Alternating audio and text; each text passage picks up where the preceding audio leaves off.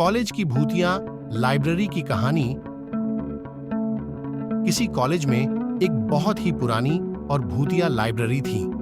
यह कॉलेज बहुत ही पुराना था और इसकी लाइब्रेरी भी उसी तरह की थी।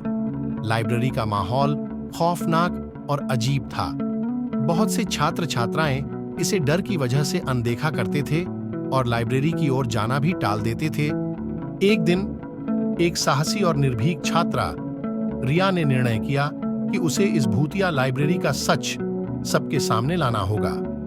वह जानने के लिए उत्साहित थी कि क्या सचमुच यहाँ कुछ अजीब चीजें होती हैं, क्या सच में भूत है या फिर यह सब बस एक अफवाह है।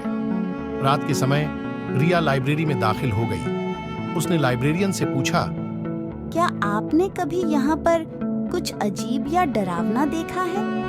लाइब्रेरियन ने उसे हंसते हुए कहा, यहाँ सिर्फ किताबों की दुनिया है, बाकी कुछ भी नहीं। रिया ने धीरे धीरे लाइब्रेरी में चलना शुरू किया। जब वह कुछ किताबें देख रही थी तो अचानक एक पुरानी पुस्तक मिली जिसका नाम था भूतों की दुनिया।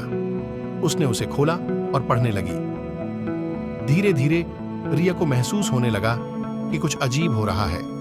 वह आसपास झांकती लेकिन कुछ नहीं देख पाई। फिर अचानक उसे पीछे से आवाज सुनाई दी।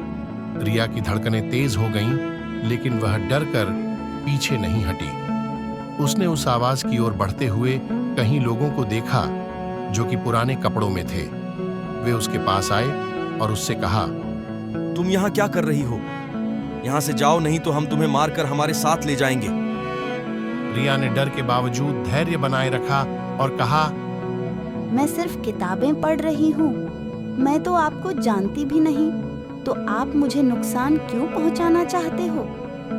तब उन भूतों में से एक भूत ने कहा, इस जगह पर पहले शमशान हुआ करता था।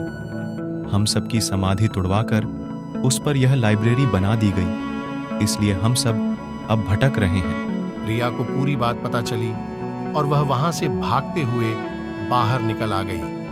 उन भूतों ने भी उसे कुछ भी नहीं किया। इस कहानी से हमें यह पता चलता है कि जिस बारे में हमें पूरी जानकारी ना हो, उस बात से दूर रहना ही अच्छा होता है।